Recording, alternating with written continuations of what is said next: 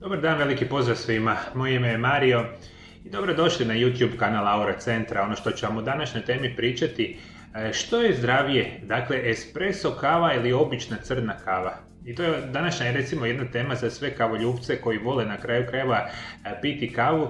I kada govorimo o espressu, govorimo najčešće o onoj manjoj količini, maloj šalici kave espressa, a kada govorimo recimo u standardnoj kuhanoj crnoj kavi, najčešće to ljudi piju puno veće količine same crne kave. I možda ste se pitali što je zapravo zdravije, što na kraju krajeva igra ulogu u normalnoj nekakvoj funkciji našeg organizma i koliko bi vi zapravo trebali piti. To ćemo u današnjoj temi zapravo više o tome i pričati. I mi kada govorimo recimo espresso i kava sadrže kofein i napravljeni su od zrna kave, obično robuste ili arabike. Ono što moramo definitivno znati, dakle kada govorimo o više kofeina, i to nam je jako bitno za kasnije kada razmišljamo koliko mi kofeina uopće u jednom danu smijemo piti.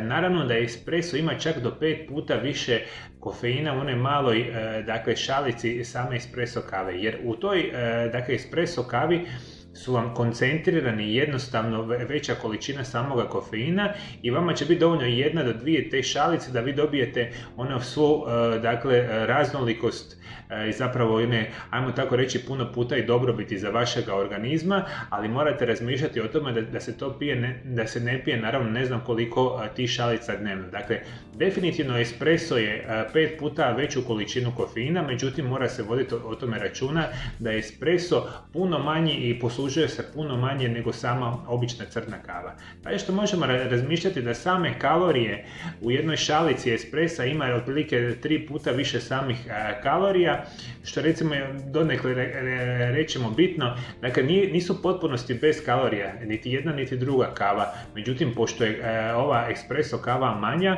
ona kada bi se gledalo kap po kap ima više normalno kalorija od same kave, međutim tu uvijek vodimo računa da je, rekli smo, espresso kava manja, crna kava je puno veća. I kada razmišljamo o nečemu što bitno je kao za samu kavu, to je nešto količina samih antioksidanasa koji su bitni u našem organizmu u smislu uklanjanja nečega što se nazivaju slobodni radikali, a ti slobodni radikali puno puta su zapravo povećani kada ljudi imaju određene vrste upala. Kava sadrži antioksidanse poput flavonoida i polifenola koji mogu smanjiti oksidativni stres. Način zapravo i količina tih antioksidanasa, rekli smo, koji su nam bitni za naš organizam, jako veliku ulogu igraju od toga koja vrsta kave je napravljena, kakva je napravljena tlo, gdje je rastala kava, koliko je dugo pržena, koliko je prošlo otkako je samljevena, onaj proces same ekstrakcije same kave, koliko je to sve vremena prošlo. Dakle, tu ne možemo sada razmišljati da li je espresso ili obična crna kava bolja, jer je jako velika razlika upravo o vrsti kave koju vi na kraju krajeva pijete. I zato će tu igrati ulogu o tome jel će li biti kava zdravija ili će možda ona kava biti puno drugačija. Dakle, to nam je jako bitna napomena. I dalje što ćemo reći, obje sadrže male količine vitamina B, magnezija i mangana i na kraju krajeva one nam mogu u određenim količinama, dakle prije svega nam daje onu budnost, funkciju, možda oštrinu, međutim moramo uvijek razmišljati da mi kavu ne smijemo piti previše u jednome danu.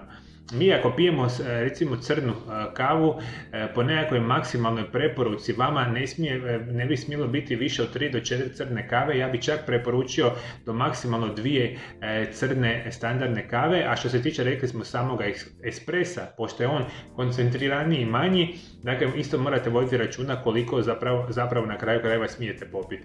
I ono što se govori u nekakvim istraživanjima, upravo vi svi nikako ne bi smjeli prebaciti 400 mg dnevno kave koje se smije popiti. Na kraju krajeva jako je bitno što i na koji način uzimate. Kava vam može biti dobra, ja to preporučujem mojim pacijentima, ali nikako se ne smije piti u nekakvim prevelikim količinama jer onda ima štetan utjecaj na naše zdravlje. Dakle, nekoliko kava dnevno, to je maksimalo po meni, možda 2 kave crne kave, to uvijek moramo napomenuti, bez onih dodatnih dodataka vrhnja, šećera i svega sličnoga. Vi ako želite dobivati pravu dakle utjecaj kave na vaš organizam, bilo espresso, bilo crna kava, na kraju krajeva morate ju piti crnu i na kraju krajeva rekli smo nećemo naći pretjerane razlike između espresso i crne kave, ovisno je naravno kako ju pijete, koja je vrsta kave i na kraju krajeva kako i na koji način može utjecati na naš organizam.